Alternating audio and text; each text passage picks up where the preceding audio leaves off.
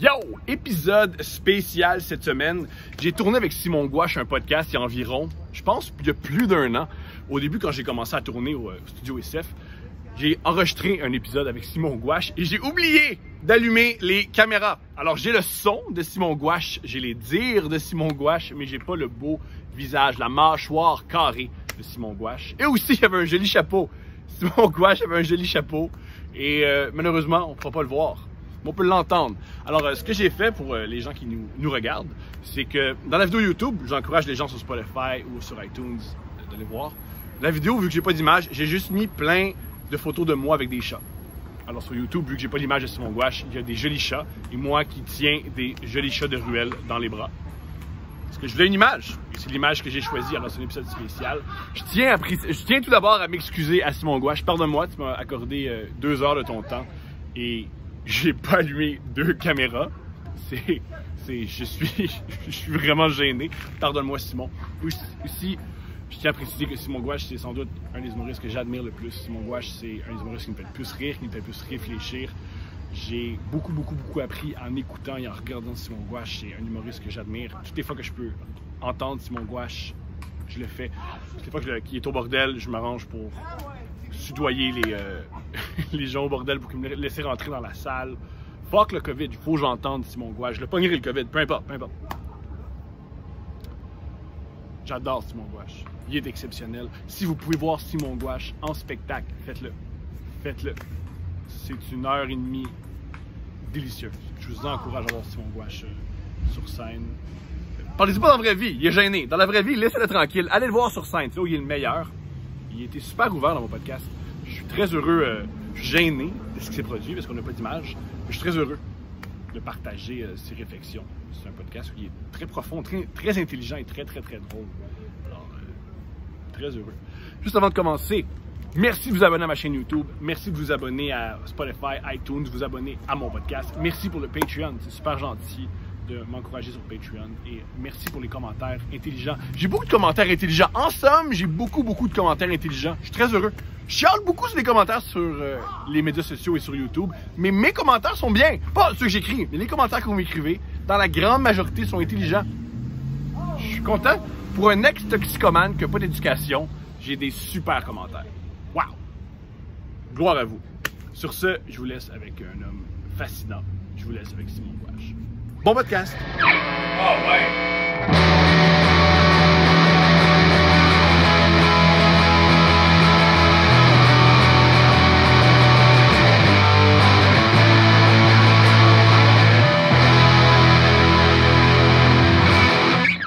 Fait que ready, set up. Simon Gouache, Yep. extrêmement heureux de te recevoir. Bien content.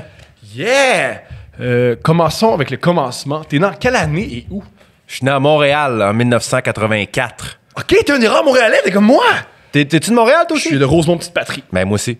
Hein? Moi, je suis né à... Mais en fait, je suis né à Ville d'Anjou, mais j'ai grandi la grosse majorité de ma jeunesse à Rosemont, en avant de l'hôpital Maisonneuve. Ah! Donc, ben, Ouais. cool. Ben, en fait, c'est ça, l'Assomption puis Rosemont. Ok, est-ce que tu sais comment tes parents se sont rencontrés? Oui, ils sont rencontrés à l'hôpital. Moi, mes 2 parents sont médecins. Ok. Oh, t'as des parents médecins? Ouais. Ah. Ben, en fait, toute ma famille, mon père, ma mère, mon oncle, ma tante, mon frère est médecin aujourd'hui. C'est tous des médecins dans ma famille. C'est pas toi! Non, Parce que c'est très loin de ça. vraiment pas. Je suis comme le contraire d'un médecin. Mais ils ont travaillé ensemble. Ben, ils travaillaient ensemble à l'hôpital Saint-Luc. Ah, c'est là que je suis né. Moi aussi. Ok. Et il était médecin quoi? Il était urgentologue? Non, il était omnipraticien. Wow. Fait que Il était omnipraticien. médecin. Ouais. Wow. Fait qu'ils c'est ça, ils se sont rencontrés à l'hôpital. C'est ça. Moi, on m'a dit que plusieurs médecins sortent ensemble parce qu'ils travaillent tellement d'heures que c'est le seul endroit où tu rencontres des gens. Ben, je pas pense que c'est les vrai. Ben, je pense que c'est vrai dans beaucoup de professions, là. Mais les gars de construction, non. Les gars de construction, Ouais, c'est ils ont un le bon temps point. d'avoir. Ouais. Ils sortent avec des filles, soit avec Non, des filles qui je posent des comprends. ongles. Ouais. Je comprends. Mais c'est un peu plus. Ben oui, c'est pareil. Un Aïe, gars de aïe. construction, il y a tout le temps une fille qui pose des ongles. Faut vrai? Tout le temps. C'est pas à 100%, là, mais c'est ce que j'observe. C'est souvent des beaux couples. Puis ils encouragent dans le business, puis c'est super le fun. Ah ouais? Mais tu regardes les acteurs, beaucoup de comédiens ou d'humoristes ou d'artistes qui sortent avec d'autres artistes aussi parce que, tu sais, naturellement, tu passes tellement de temps là-dedans que, comme tu dis, ça devient ton univers puis ça devient... Ouais, c'est ton monde. Puis ils te comprennent. Ils comprennent des Mais choses. c'est drôle, maintenant que tu dis ça, je me rends compte, parce que la majorité de les amis de mes parents étaient médecins aussi.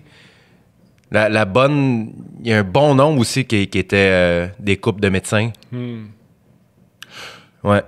Je me demande aussi, est-ce que c'est vrai que quand tu es médecin, tu veux vraiment que tes enfants soient médecins puis tu veux tenir avec d'autres médecins? C'est peut-être une profession libérale. Généralement, les avocats, c'est des avocats. C'est une espèce de... Tu as réussi dans la vie, selon la société, si tu es avocat ou médecin ou notaire. Ben, écoute, moi, c'est quel métier que dans les pays d'en haut, tu sais, c'est des gros métiers. Là. Ouais. Écoute, je pense que c'est parce que ça vient... C'est tellement... Pour avoir... Tu sais, moi, mes parents l'ont été... Évidemment, ont fait leur cours de médecine avant que je naisse, fait que je l'ai pas vu. Ce que j'ai vu, moi, c'est mon frère devenir un médecin. Wow. Puis j'ai vu à quel point... Tu sais, être médecin, être admis en médecine et après ça, rester en médecine, c'est comme... T'as pas idée, là, à quel point... Ah, c'est comme gagner un Grand Prix à Cannes, là. Non, mais ça a pas... Tu sais, c'est du travail, là, mon gars, t'as même pas idée, là. Moi, j'avais 19 ans, là, j'arrivais chez mes parents à 2h15 du matin, complètement sous, parce que mon frère étudiait, là. Il était dans sa chambre avec la lumière et à 2h15 du matin un vendredi, là. Tu sais, je veux dire, pour rentrer en médecine, c'est du travail, t'as même pas idée, là. Wow. Puis après ça, une fois que t'es rentré, tu sais, fais juste imaginer... Tout ce que tu as à savoir par rapport à la santé, par rapport au corps humain, par rapport aux médicaments, à la chimie des médicaments, c'est hallucinant, là. Oui. Fait que je pense que, naturellement, quand t'es médecin, c'est tellement une partie de ta vie que, oui, je pense que tu as une affinité avec ces gens-là qui ont vécu la même chose.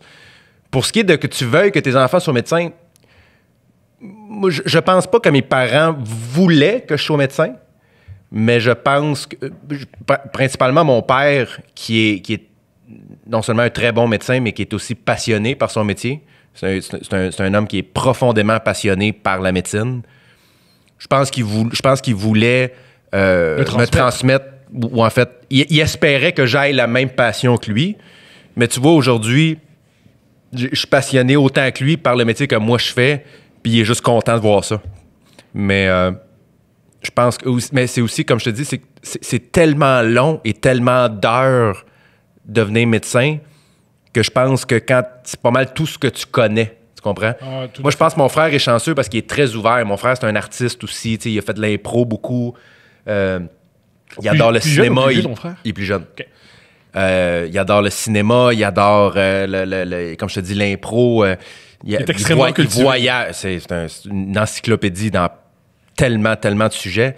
Fait que je pense qu'il est très ouvert sur autre chose, mais c'est un génie, là. T'sais, mon frère, c'est carrément un génie. L'as-tu vu enfant que c'est un génie? Oui. OK. Lui, il apprend beaucoup plus rapidement que les autres. Quand il lit un texte, il s'en souvient. Je sais pas. C'est drôle, hein, parce que j'y en ai déjà parlé, puis il me disait qu'il n'y avait pas nécessairement... Je pense que j'ai une meilleure capacité que lui à retenir des choses. Mais il est tellement... Il a une discipline que j'ai jamais vue chez quelqu'un d'autre. Tu comprends? Mm-hmm. Mais oui, sa mémoire est assez exceptionnelle, mais c'est... Mais on oublie que lire jusqu'à 2h15 du matin, c'est très difficile. Tu peux lire jusqu'à 2h15 du matin et le lendemain, tu te souviens de rien parce que tu n'as pas la concentration. Là. Non, mais c'est pas juste... C'est drôle que tu dises ça parce que hier, j'écoutais un podcast il y a 2 jours, puis c'était le podcast de Mark Maron avec Edward Norton.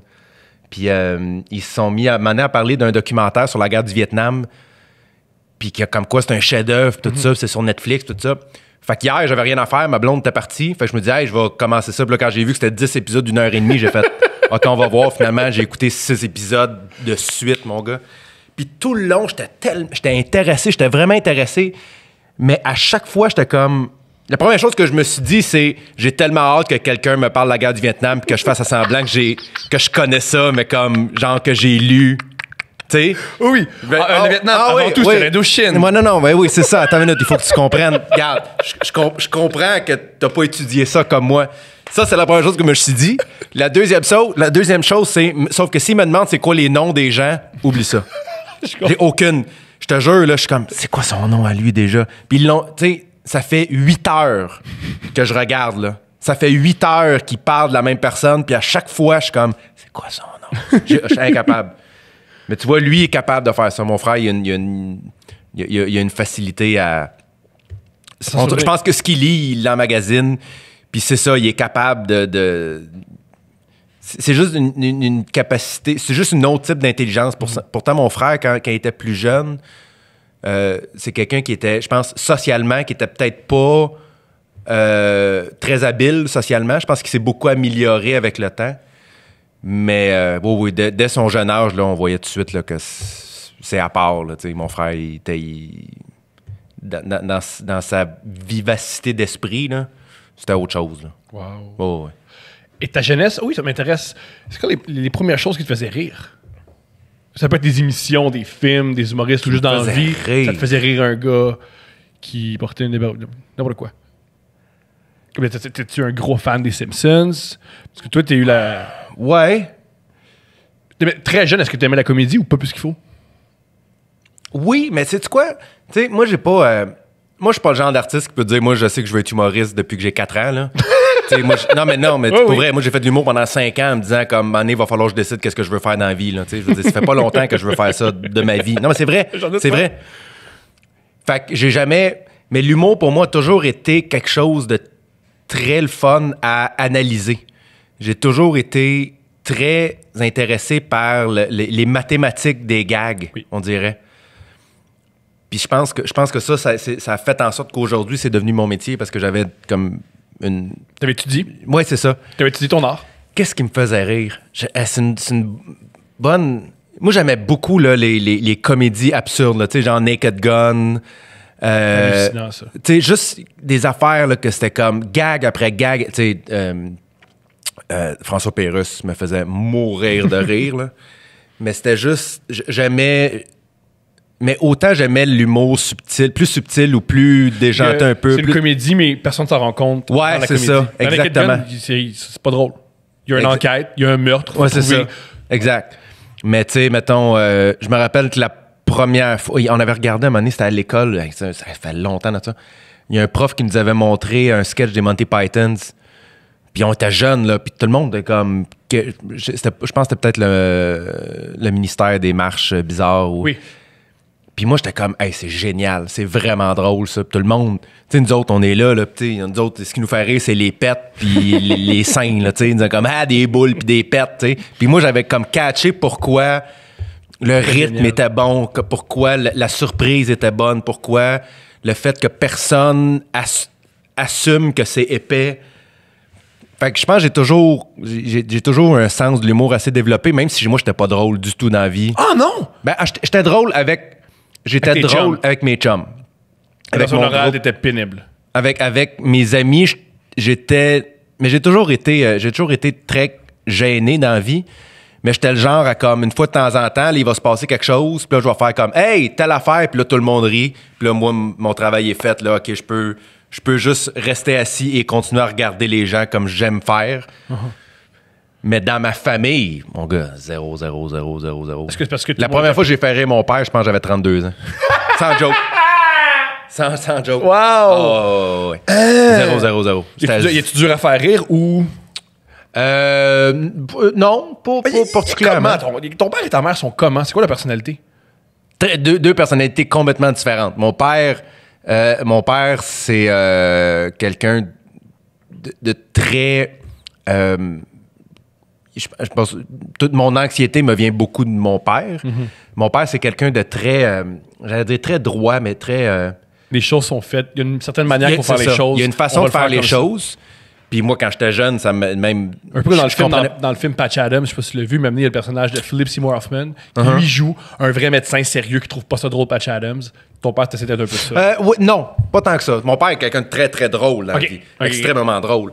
Mais mon père, je pense, mais tu sais, c'est des troubles anxieux puis c'est des TOC, là, des troubles obsessifs compulsifs que lui avait. Comme moi, quand j'étais jeune, je comprenais pas parce que ça existait pas dans ma tête. Je comprenais pas pourquoi. Je me rappelle d'une fois, j'avais fait la vaisselle. Chez nous, on avait un évier double. Il y avait à gauche puis à droite. J'avais lavé la vaisselle dans l'évier de droite pour la faire sécher dans le levier de gauche. Puis quand mon père est arrivé, il a refait la vaisselle parce que lui, c'est de l'autre côté. Mais en même temps, aujourd'hui, je comprends tout à fait ça. Parce que je comprends. À ce moment-là, dans ma vie, j'étais comme, voyons, j'ai fait la vaisselle, tu me dis même pas merci, tu fais juste la refaire parce que je l'ai pas faite dans la bonne direction.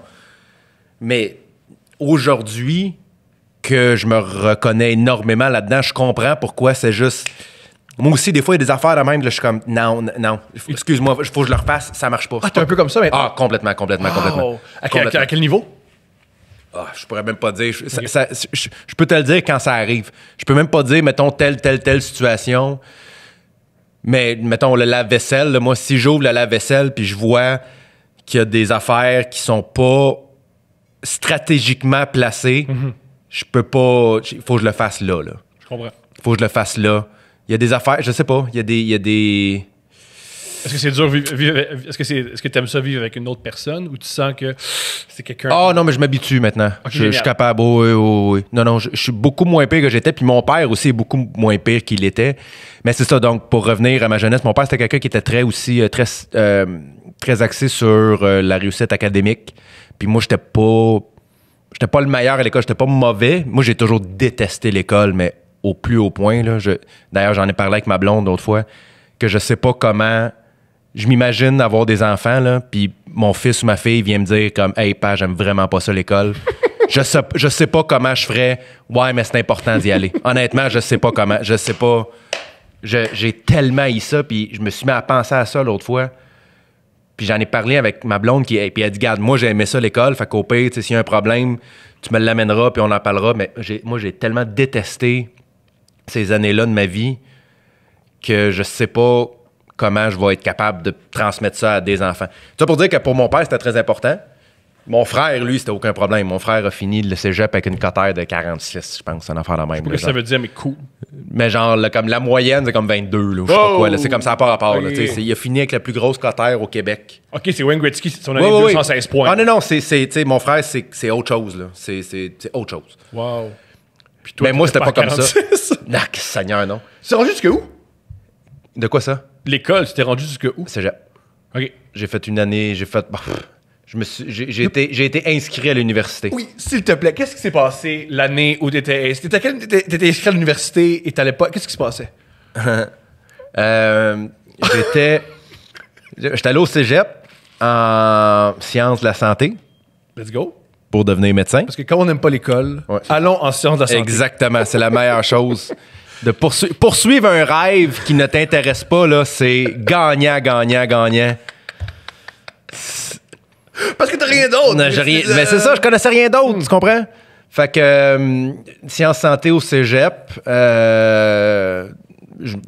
même pas sûr que j'ai fait une demande en médecine parce que probablement qu'il aurait comme ri. Il aurait reçu, on va dire comme, non, c'est une joke. Tu sais, il aurait fait comme, Maurice, sérieux, arrête de niaiser, là.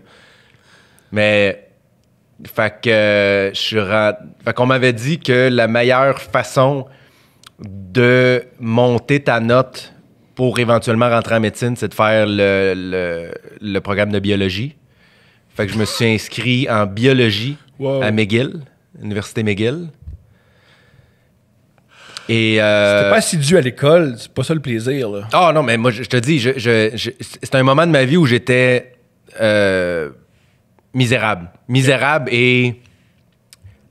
Tu sais, je savais même pas c'était quoi être intéressé par quelque chose.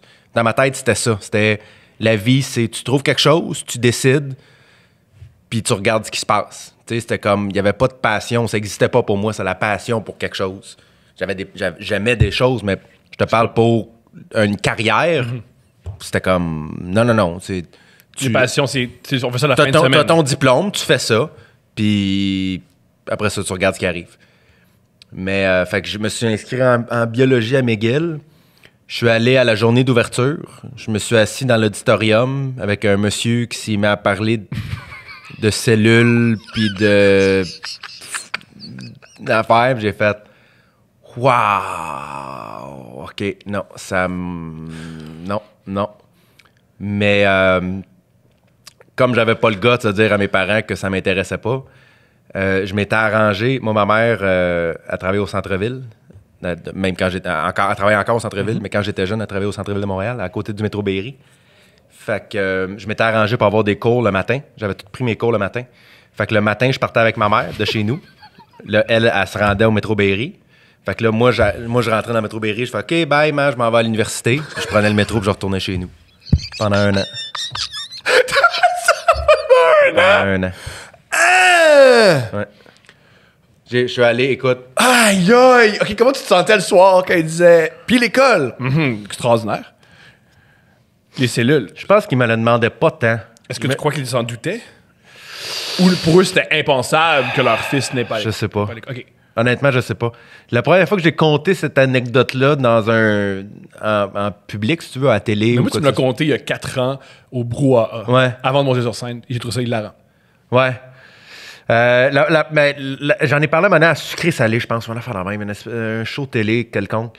Puis quand je l'ai raconté, j'ai dit hey, je pense que mes parents le savent pas. Puis le soir de la diffusion, je pense que ma mère m'a texté, je le savais, mais je me rappelle pas si c'est moi qui y a parlé, qui y a dit. Mm-hmm. C'est tellement une période de ma vie, là, tellement floue, là, j'ai comme aucune... je sais pas vraiment ce qui s'est passé. Je me rappelle pas comment je me sentais par rapport à ça. J'étais tellement mort en dedans que j'étais juste comme... Ouais, t'as vécu peut-être une petite dépression. Complètement. Ouais. Mais c'était pas une dépression. Je pense que c'était le début... C'était le début de ce qui allait devenir mon trouble anxieux. Okay. C'est-à-dire une neutralité acceptée. Pour moi, le jour où j'ai décidé de prendre soin de mon trouble anxieux, c'est que je suis arrivé à un point en me disant regarde, si c'est ça la vie, là, si c'est ça, je me forcerai pas. J'étais pas malheureux comme tel. J'étais pas suicidaire. Amorphe. Mais j'étais juste comme, si c'est ça la vie, je ferais pas attention à ce que je vais dire aux gens, ou faire aux gens, ou faire à moi-même, parce qu'il y a pas de but, il y a rien. C'est juste, tu te lèves le matin, tu respires, tu te couches, le lendemain tu te réveilles, tu respires, tu manges, tu te couches, puis il y a rien d'autre d'important. Fait que je pense que ça a été comme le début de ça, là, une espèce de... Ça n'existe pas le bonheur. Voilà. Non, c'est être ça. Bien, ça n'existe pas. Exact. Oublie. Exact. À quoi bon? C'est à quoi bon être gentil avec lui? C'est ça. Ça me va pas. Il y a des gens qui sont heureux, puis moi, je suis figurant de leur vie. Ah, c'est très bien. Moi, je suis le gars qui, de temps en temps, arrive, on se croise dans la rue, je fais hop, hop, hop, hop, puis on se croise. Très beau. Dans le Truman Show, t'es la madame qui passe à côté de Jim Carrey qui fait... Exactement. Je suis le gars qui passe en vélo, là. Puis c'était ça. J'étais figurant de la vie des autres. Wow. C'est pas mauvais. J'étais pas, comme je te dis, malheureux ou suicidaire ou quoi que ce soit. J'étais juste comme... Bah, OK. C'était juste... C'est pour ça que t'étais un maire. Ouais, maire. Et comment tu t'es retrouvé à l'École nationale de l'humour? Comment tu t'es retrouvé entre... Salut, je suis à McGill, mais pas vraiment à McGill, et là... Écoute, je sais que c'est plate, là, mais honnêtement, je m'en rappelle pas. OK. Honnêtement, je m'en rappelle pas. Je sais qu'après, à un moment donné, après 1 an... Mais moi, en 18 et 21 ans, plein de gens me racontent des anecdotes de moi. Et je me dis... moi, j'ai pas d'anecdote parce que je faisais rien. Ah, OK. Parce que je faisais rien. Pendant 1 an, comme je te dis, aller-retour, maison, je partais avec ma mère le matin, je retournais à la maison. Le jouer au Xbox, j'étais rendu bon. Ah ouais, j'étais vraiment... Dans ce temps-là, il n'y avait pas des jeux en ligne, là, mais je jouais à NHL. À ce moment-là, je jouais à NHL 2K... 2K4, 2K3. Mm-hmm. J'étais rendu bon en crime. Mais il n'y avait pas de jeu en ligne à ce moment-là. Mais sinon, j'aurais peut-être été joueur professionnel. Je jouais au Xbox, mon gars, à journée. Moi, j'avais un ami, une fois, il y a eu un moment d'épiphanie quand lui, il allait plus à l'école. Puis tout ce qu'il faisait, c'est jouer à NHL puis fumer des joints. Une fois, à un party, il nous battait en retirant son goaler. Puis il nous battait 8-1, 11-2. Et à la fin de la soirée, il a fait faut que je me trouve une job ou faut que je fasse quelque chose. Je peux pas être aussi bon à NHL, ça va pas bien. Ouais, c'est ça. Depuis ce temps-là, ça va bien. Ah ouais? Non, c'est mais... un moment de tu peux pas. Non, mais c'est une belle histoire. Il me battait, puis moi, je joue pas à ça. J'essaie de devenir humoriste, j'écris des blagues. Ouais, wow! Mais non, c'est ça. OK, toi, tu essaies d'avoir une carrière difficile. Moi, je suis vraiment bon à NHL. Ouais. Et qu'est-ce qui s'est produit? Ben, écoute, comme je te dis, après un an j'ai eu comme un flash à un moment donné en me disant comme, là, faut que je fasse quelque chose quand même. Je pense que je me suis inscrit j'avais toujours eu une certaine attirance vers la pub. Je trouvais que ça avait de l'air... j'avais lu le roman, c'était 99 francs. Puis c'était quelque chose qui m'intéressait. Je trouvais qu'il... Des gens créatifs, mais c'est pas des poètes qui mangent la misère. Là. Ouais, mais il y avait une amie de ma mère aussi qui travaillait en pub que j'avais rencontrée pendant mon secondaire parce que j'avais fait un travail sur la pub ou je sais pas quoi, un oral ou je sais pas quoi. Puis ça m'était toujours resté en tête. Fait que je me suis inscrit. Je pense, là, comme je te dis, sur toute réserve, là, ça se peut que ce soit un rêve. Là. Ben oui. Mais je pense que je me suis inscrit en marketing à l'Université de Montréal. Je me rappelle pas si j'ai été accepté ou non. Comme je te dis, c'est peut-être même pas vrai. C'est peut-être même pas arrivé. Là. Mais à un moment donné, j'ai vu passer les auditions de l'école. Je me rappelle pas si c'est moi qui les ai vues ou si c'est quelqu'un qui m'a dit « Hey, l'école de l'humour ». Ça m'avait toujours un peu fasciné. Souvent, quand j'entendais des humoristes parler de l'école de l'humour, je me rappelle Louis-José, à un moment donné, la première fois qu'il avait parlé de l'école de l'humour dans une émission quelconque, ça m'avait comme frappé un peu. École de l'humour, c'est bien bizarre. Je comprenais pas comment ça pouvait exister. Fait que je pense que quand j'ai vu audition de l'école de l'humour, j'ai fait « Ah, Caroline, ça existe pour vrai. » C'était comme... Ça a comme mis en réalité quelque chose que j'avais entendu. Fait que je me dis, ça peut être intéressant. T'as n'importe quoi.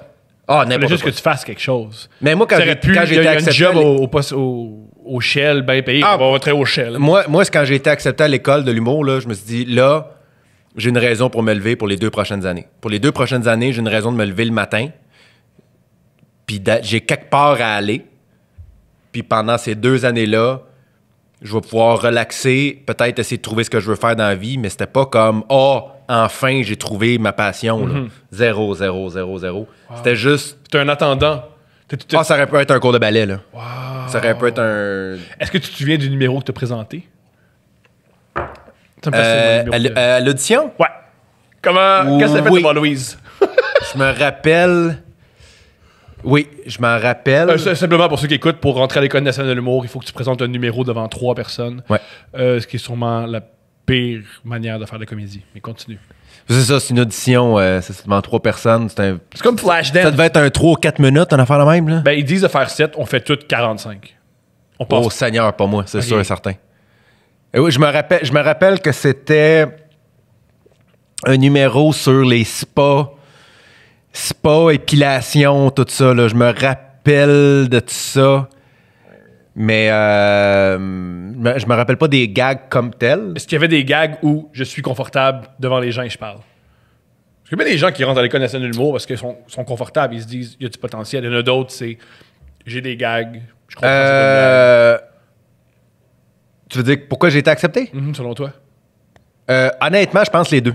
Cool. Je pense que les deux, mais je pense aussi qu'il y avait l'élément de surprise du fait que être humoriste, ça vient souvent avec une certaine image, un certain casting que moi, j'ai pas. Puis à ce moment-là, en plus, j'ai pas l'air d'un humoriste, moi, quand tu me regardes. Là, puis je me rappelle, un des moments importants dans ma vie, c'est la première semaine de l'école de l'humour.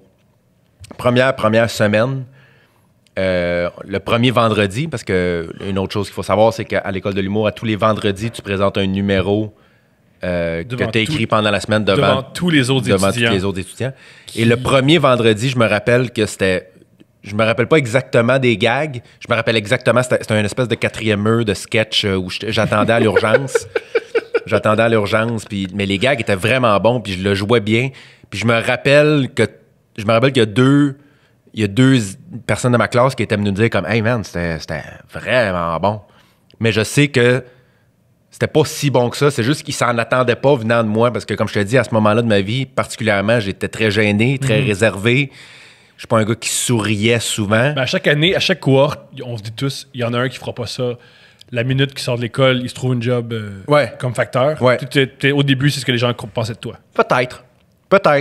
Aussi, toute ta cohorte est extrêmement forte. Ouais. J'ai une grosse année, moi. Ouais, côté de François Bellefeuille, Louis T, Mathieu C, Mélanie Couture, Alex Champagne, qui en a fait pendant un bout, qui maintenant... Qui est Alex Champagne, c'est ça. gigantesque. T'as metteur en scène? Marie-Christine, qui est ma metteur en scène, en effet. Wow! Là, j'en oublie, là, mais il y a beaucoup de... Il y en a qui sont comédiens aussi aujourd'hui.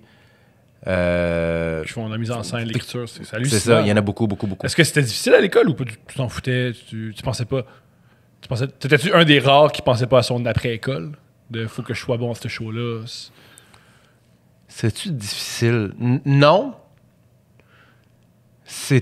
Non, parce que je me suis découvert... Moi, je savais pas... J'avais jamais fait d'impro, j'avais jamais fait de théâtre, j'avais jamais rien fait sur une scène ou devant public. Ce qui est hallucinant, parce que, à mon avis, ta plus grande force, c'est ton aisance sur scène. T'as vraiment l'air... Mais je sais pas d'où ça me vient. Honnêtement, j'ai aucune idée.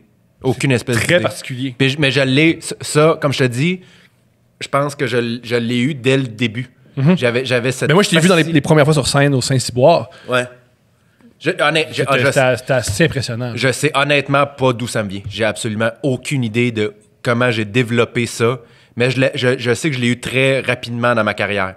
Très rapidement dans ma carrière, même avant que ce soit ma carrière, j'étais à l'aise devant des gens à parler. J'ai jamais eu peur. J'ai eu le trac. Puis je l'ai encore. J'ai peur. J'ai peur que le monde n'aime pas ça. J'aurais jamais cru. Pardonne-moi, j'aurais jamais cru. Oui. OK. Oui. J'ai plus peur, mais moi, je deal vraiment mal avec l'humiliation.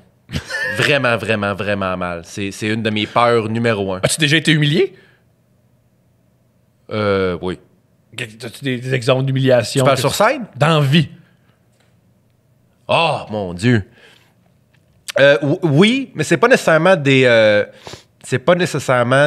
situations où tout le monde se sentirait humilié. Mais oui, moi j'ai. Oui. J'avais le don des fois de dire quelque chose, puis après ça de faire comme pourquoi j'ai dit ça? Là, tout le monde pense calique. Mais encore là, c'est ton anxiété qui parlait. Ouais, évidemment. Puis la pire affaire à dire à un anxieux, c'est non, tout va bien. Non, la pire affaire à dire à un anxieux, c'est que tu n'as aucune raison d'être anxieux. Ça, c'est la pire affaire que tu peux dire. Relax. Faut jamais dire ça parce que je le sais. Il est là le problème. J'ai aucune raison de ne pas être heureux puis je le suis pas. Bref, ça, c'est un autre sujet. Mais je sais pas, l'aisance sur scène, mais ça a toujours... Peut-être que ça vient du fait que, comme je te dis, quand j'ai commencé à faire de l'humour, c'était même pas pour faire de l'humour. Peut-être qu'il y avait comme un abandon qui était comme, garde, on s'en sac anyway, je veux pas faire ça de ma vie, fait faisons-le. Par contre, ta démarche a toujours été extrêmement rigoureuse et sérieuse. Tu avais toujours du matériel, tu étais toujours original. Oui. Il n'y a aucune histoire de toi qu'il y a des jokes qui ressemblent aux autres. Si tu as une joke qui ressemble à quelqu'un, tu fais ça c'est la joke que je retire, j'en écris une autre. Fait que c'est quand même comique. Pour quelqu'un qui s'en fout, les vraies personnes que je connais qui s'en foutent, moi je vole du matériel à des Américains, puis je change les mots, puis ça va bien. Ouais. Non, moi ça m'a jamais. Mais comme je te dis, je sais pas d'où ça me vient parce que j'étais tellement pas ça quand j'étais jeune. Tu sais, il y a des jeunes que tu regardes, tu sais. Tu sais, souvent, je les entends, là, mes amis qui ont des enfants qui vont dire comment lui, c'est le petit comique, lui, c'est le petit clown. Moi, zéro, mon gars. Là. Puis quand je rencontre, tu sais, là, ça arrive de plus en plus, mettons, que je vais rencontrer des gens avec qui j'étais allé à l'école après mes shows, ils viennent me voir, comme, puis là, je suis comme, on se connaît. Tu sais, ils disent toutes la même chose. Là. Je peux pas croire ce qui se passe. Là. Je peux pas croire ce que j'ai vu ce soir, là, parce que t'étais dans ton coin à rien dire. Et ironiquement, c'est les meilleurs humoristes. Ben, c'est ça, un peu, parce que je pense que j'ai développé un sens de l'observation qui fait qu'aujourd'hui, je suis bon dans ce que je fais, parce que mon métier, c'est de l'observation. Parce que ce que tu décris, là, on décrit les petits comiques, ça fait pas des bons humoristes, ça fait des bons géos. Ça, tu les envoies au Club Med, puis ils sont bons pour encourager le monde à jouer au volleyball. Ça, oui. Là, retenez ça si vous écoutez puis que vous dites mon fils, il est vraiment drôle. Il va se ramasser à 21 ans avec une chlamydia parce qu'il couche avec des filles au Costa Rica. C'est ça. Il va faire de la peau de cheap. Ouais.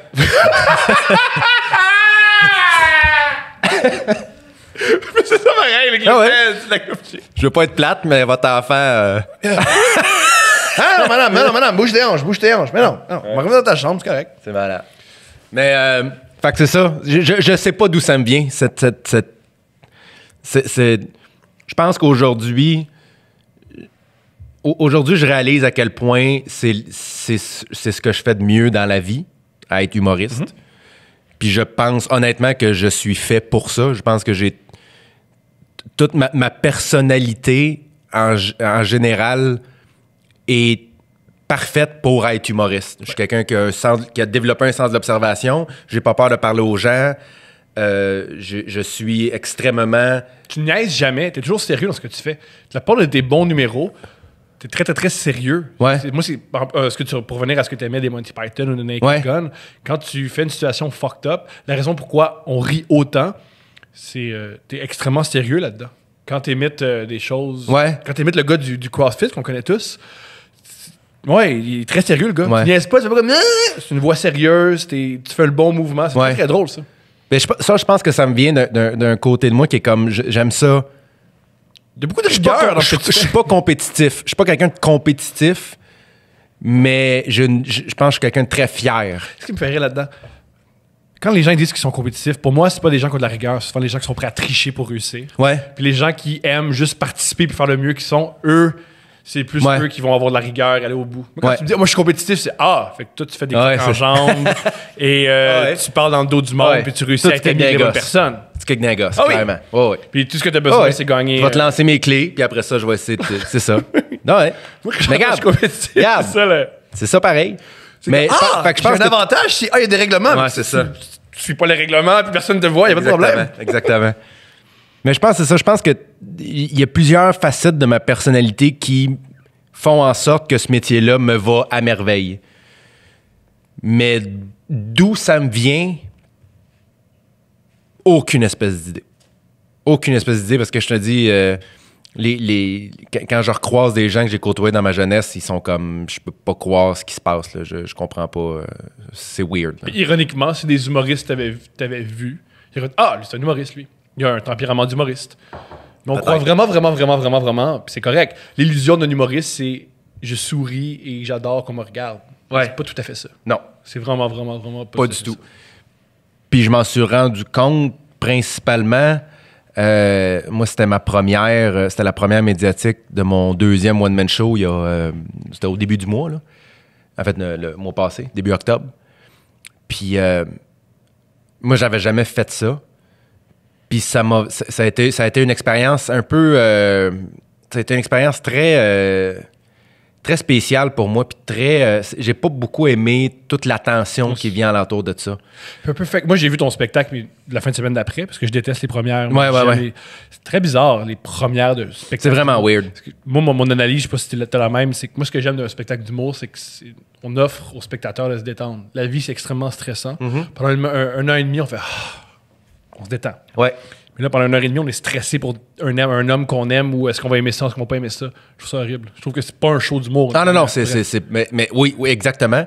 Mais au-delà de ça, tu fais beaucoup d'entrevues avant, puis tu fais beaucoup d'entrevues après. Puis là, c'est les critiques, puis t'as ta photo dans le journal, puis ta photo à la TV. Puis j'ai trouvé que c'était beaucoup de Simon là, pendant un mois. Là.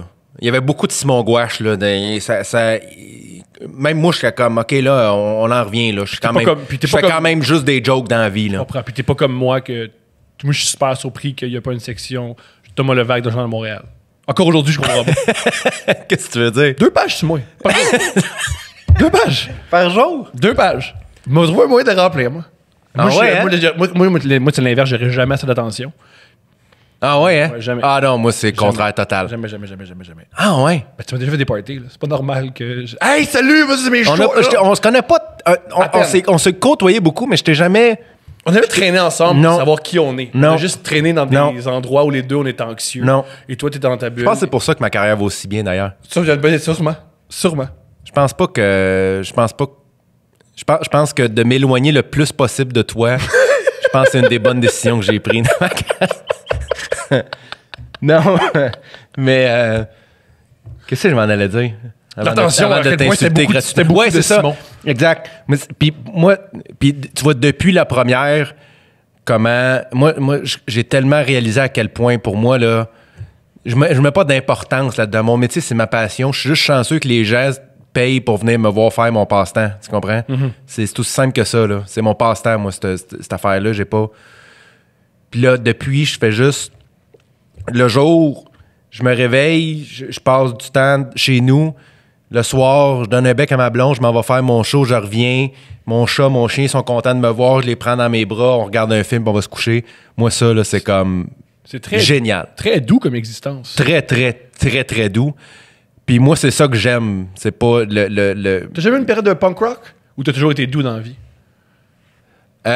J'ai toujours été doux dans la vie. Ok. J'ai toujours été doux, mais je me suis cherché...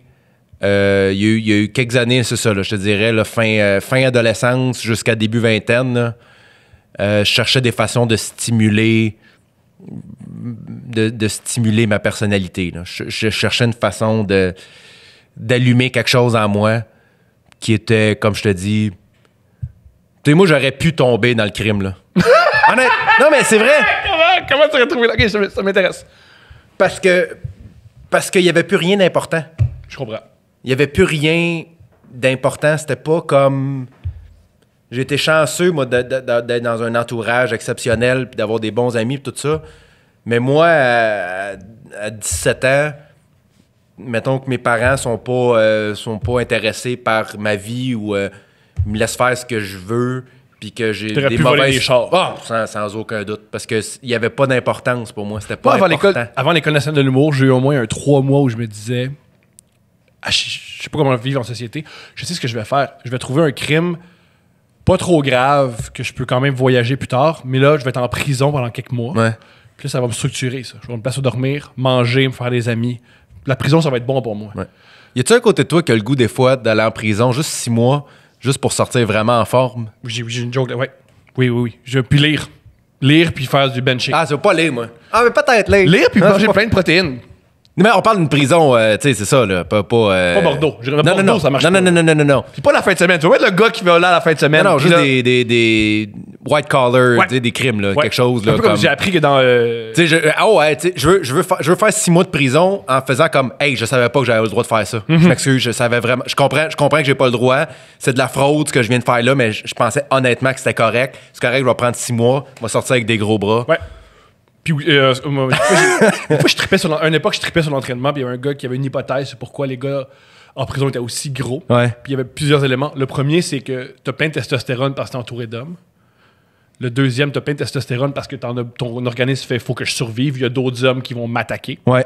Et c'est la première fois de ta vie que t'es discipliné. Tu dors beaucoup d'heures, tu manges beaucoup de protéines 3 fois par jour. Souvent, c'est des gens qui viennent de milieux pauvres. Uh-huh. Et t'as plein de temps pour lever des poids. Fait que ces gars-là deviennent immenses. Ouais. Moi, ça, je joue au basket aussi. Je Quand pense- tu veux. Non, Moi, non, je joue au je basket, parle. ouais. Non, mais tu sais, quand tu regardes des films, genre, souvent, t'as comme. Quand ils sont en Ouais. prison, ça a l'air cool, ça. Puis, mais souvent, ils jouent à balle au mur. Ça, c'est plus triste. Ça. Balle au mur, c'est quoi ça? C'est que tu tiens ta main comme cela, puis tu joues joues au au tennis, tennis, mais avec ta main avec un... font ça? Ouais. Ouais. Ouais, ça, c'est plate un peu. Une place en esti. Mais en même temps, c'était le meilleur.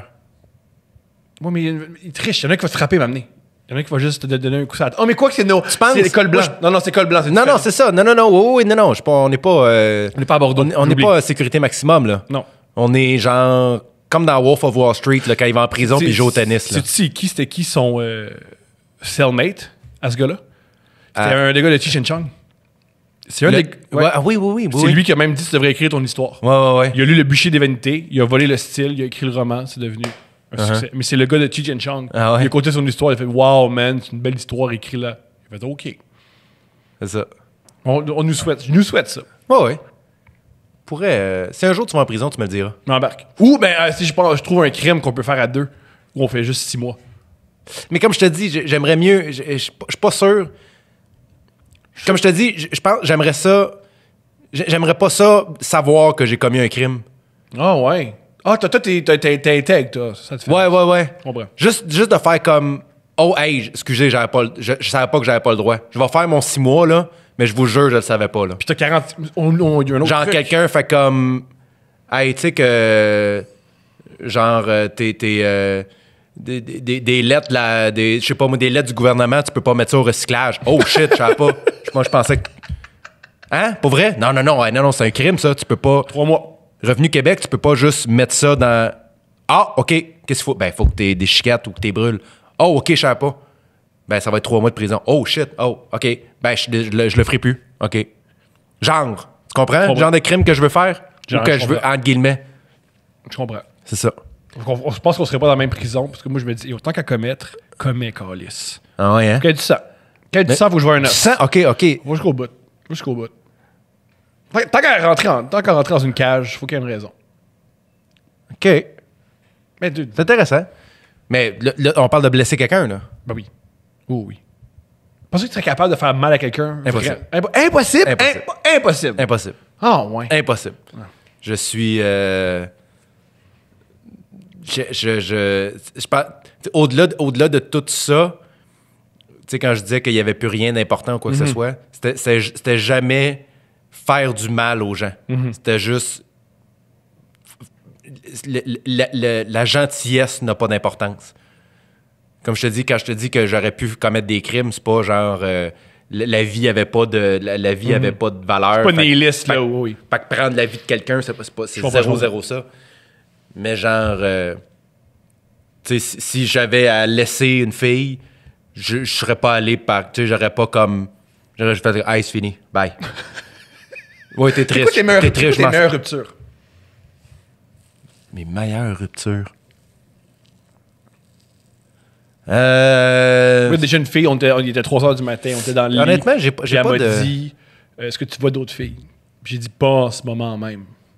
Mais je voulais Oh, dire... attends une minute. T'es couché avec elle, vous êtes les deux dans le lit. On a fait de l'amour. Vous venez de faire l'amour, Ouais. elle se retourne. Ouais, fait tu vois, juste, sois honnête, tu vois-tu d'autres filles? Puis Mais j'ai là, dit, après combien de temps, là? quelques mois, là. Mais Et- quelques mois... Ah, j'ai rencontré ses parents. Soit pris- Moi, à une époque, OK. ce que je faisais, OK, c'est ta blonde. Oui, moi, OK, c'est pas une fréquentation de genre... mais c'est ça la manipulation. Ce que je faisais à une époque, j'ai évolué, c'est tu fais tout pour être le chum à la fille. Puis là, dès qu'elle s'attache, puis elle fait je t'aime, tu fais wow, ça sort ça. On se fréquente. OK. T'as rencontré mes parents, on est tout le temps ensemble. OK, Qu'est-ce que- ça, mais c'était ta c'est vrai. technique. Ouais, ça, c'est ma stratégie. Puis une fois, on était dans le lit, puis elle m'a dit tu vois-tu d'autres filles? J'ai dit pas en ce moment même. Mais je voulais dire dans la pièce maintenant. Faut jouer avec les. Ouais, ça, je l'ai dit. Ouais, elle a pas aimé ça. Quelques semaines après, elle a réalisé ça. Elle a pas aimé ça. Ah non, hein, elle a pas aimé ça. Ah. Elle s'est dit non, c'est pas un. Non. Elle devait être très insécure. Elle a pas aimé ça. Pas en ce moment. Honnêtement, j'ai pas de... Des histoires de rupture, je n'ai pas... T'es jamais arrivé, toi, des histoires de rupture qui étaient Oui, wow. oui. Non, parce qu'honnêtement, la plus grosse rupture de ma vie, c'est de loin avec Marie-Christine, qui est aujourd'hui une de mes meilleures amies et ma metteur en scène. Fait que ça a été une période difficile parce que ça faisait 7 ans qu'on était ensemble. 7 ans, wow. Ouais. On s'était rencontrés à l'école de l'humour. Ça fait, c'est ça, 6-7 ans. Yeah, C'est- tomber en amour avec une fille de l'école, Ouais, let's ouais. go. Puis, fait que ça a été épouvantable parce que c'était quelqu'un qui était extrêmement important dans ma vie que je voulais pas perdre.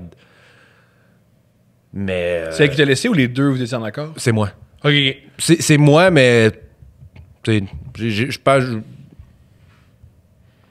On n'a jamais vraiment reparlé, elle et moi. De toute façon, ça vaut pas la peine parce qu'aujourd'hui, on s'aime tellement que ça donne rien vraiment d'en C'est parler. juste remuer des vidanges pour rien. Ouais, c'est ça. Ben, des vidanges, tu sais, comme je te dis. On a tellement de belles relations aujourd'hui que c'est pas important. Je comprends. Mais c'était pas, tu sais, ça a pas, il n'y a pas eu rien qui vaut la peine d'être raconté ou il n'y a pas eu d'anecdote. J'ai jamais eu d'anecdote de rupture là, qui est comme qui deviendrait un sketch éventuellement. Là. Mais tu vois, C'est toujours très respectueux. Je pense que je suis quelqu'un d'assez respectueux good. pour les sentiments des autres. Fait que... Good. Bonne affaire. C'est une bonne Non. chose. Ouais. Je sais pas, je m'excuse, j'aurais aimé ça. Non, c'est pas. Je riais de J'aurais moi-même. aimé ça Qui dire, avait pas, j'ai qui a déjà pas laissé cette. une fille sur un bateau, puis là, j'ai dit bye, puis j'ai plongé, puis... C'est tout des histoires bien plates. Moi, ça me fait toujours rire les voyages quand après 3 jours, les deux se rencontrent. C'est fini, là. Il reste tout le voyage à chiller avec l'autre. Tu vois, moi, ça m'est jamais arrivé, je pense. Je me dis que non. Mais j'ai voyagé 2 fois dans ma vie aussi. T'as pas voyagé? Ah non, moi, ben, c'est pas que j'aime pas voyager, mais c'est tellement pas dans ma nature. Moi, j'haïs ça. C'est tellement pas dans Je ma suis pas nature. d'avis que quand les gens disent que voyager, c'est bon pour. l'ouverture d'esprit et la culture, j'y crois pas, parce que la majorité des gens... Moi, j'y crois, mais je suis comme... Il y a d'autres choses aussi. Hey, moi, depuis, là, je sais pas pour toi, là, mais depuis que tout le monde dit que c'est comme vraiment mauvais pour l'environnement de prendre l'avion, là, est-ce que tu te sers, toi, de cette opinion publique-là pour justifier le fait que tu voyages pas? Père de ma blonde... Je pense que ça fait 3 fois que je dis aux gens, non, je voyage pas, moi, parce que j'aime la planète. Ah non. Mais la réalité, c'est parce que j'aime pas ça, faire mes valises. Moi, ce que je dis au monde, c'est que je voyage pas parce que la plupart des gens qui voyagent ne m'intéressent pas. OK. Souvent, les gens qui voyagent beaucoup, ils me parlent de leur voyage, puis je fais, c'est ennuyant. Je dis des choses, genre, hey, on réalise qu'on est tous différents. T'as pas réalisé ça. T'as pas réalisé ça avant, qu'on est tous différents. Faut apprendre à se respecter. T'as pas compris ça avant. T'as vraiment besoin d'aller en Australie pour réaliser. Hey, tu sais, les valeurs, c'est important. De quoi tu parles? Je trouve ça débile, les gens qui voyagent et qui en retirent quelque chose. Normalement, si tu lis un roman dans la vie où t'as un peu d'écoute, tu le réalises. Je comprends. C'est tout le temps des valeurs ennuyantes. Toujours des aphorismes plats. Ennuyant, c'est un grand mot, mais je comprends. C'est tout le temps, l'anecdote, c'est tout le temps... Moi, c'est les paysages. On dirait que moi, quand quelqu'un me dit comme « Hey, j'étais à telle place, c'était tellement beau... » Moi non plus. On dirait que j'ai jamais... Je pense pas déjà avoir vécu ça dans ma vie, de voir quelque chose, de faire comme « Oh mon Dieu, je resterai ici toute ma vie. » Je suis comme... Moi, ce que j'aime, c'est... C'est beau. Moi, quand je vais dans un musée, là, j'arrête pas. Là. Je marche, je suis capable de regarder, de marcher, faire comme c'est beau ça, puis de continuer. J'ai pas besoin de me plonger dedans, puis de me faire un feu de camp devant, puis de le regarder. T'sais. Fait que je pense que c'est ça, on dirait que j'ai peut-être pas l'émerveillement facile. C'est peut-être pour ça que le voyage... Moi, dans le voyage, j'adore regarder les couples, j'adore les chicanes, j'adore... le gars, mettons, t'es en Italie, puis c'est le gars le plus italien de l'Italie, puis il est devant toi. Ouais. Ça, j'aime ça. Les stéréotypes. Je vire pas fou, moi, avec les paysages. Non, moi non plus, je pense que... Puis je sais pas, on dirait que... Il y a peut-être un côté de moi que... Là, je m'auto-analyse en même temps. Là. Magnifique. Il y a peut-être un côté de moi qui a peur d'avoir besoin de ça. Tu sais, je me dis... Il y a tellement de gens qui disent « Ah, tu sais, moi, tel moment dans tel pays. » Puis de faire comme... Je sais pas, j'aime mieux avoir ce sentiment-là dans ma maison à moi, avec ma blonde puis mes animaux, que me dire, pour sentir ça, il faut que je sois à Taïwan. Je suis à la même place que tu. Dans un bateau, à manger des crevettes. Tu comprends? J'ai la même réflexion, mais par rapport aux objets sexuels. Je veux pas être le gars qui a besoin d'avoir des trucs qui ressemblent au vagin d'une porn star, qui avoir une fausse perruque. C'est pas vrai que pour venir, ça va me coûter 450$. Là. Je comprends. Puis là, il faut absolument que j'ai un stimuli. Non. Je veux pas être ce gars-là. Tu vois, j'y avais pas pensé, mais moi, je suis content de pas être ce gars-là. Non plus. Ou la fille que, moi, pour venir, ça me prend tel vibrateur. Je l'ai amené dans ma sacoche. Non, on va pas vivre ça. Là. Non, ouais. Non. Pendant le sexe, je sais pas si on a la même passion. On adore la porno québécoise. Et ça, c'est une passion. T'as dit que t'allais pas me mettre dans un Ah, tu veux pas? Ok, on n'en parle pas. On n'en parle pas. C'est extraordinaire. C'est la meilleure affaire. Écoute, honnêtement, ça fait plus partie de ma vie. Je me rends compte à quel point j'ai enlevé ça de ma vie. La porno ou la porno québécoise? La porno en général. Okay. Ça a déjà été comme le centre de mon univers. T'es sérieux? Comme plusieurs jeunes garçons, je pense. Mais je sais pas, on dirait que c'est... ouais, je sais pas. Mais j'ai jamais... C'est drôle, hein, parce qu'à chaque fois, j'entendais des gars dire que... Tu sais, j'ai jamais regardé de deux filles, trip à 3. Moi, j'aime un gars, une fille. Ils ont du fun. C'est juste, ils ont du fun. Moi, quand je sens qu'il y a une tension ou qu'il y en a une qui fait ça...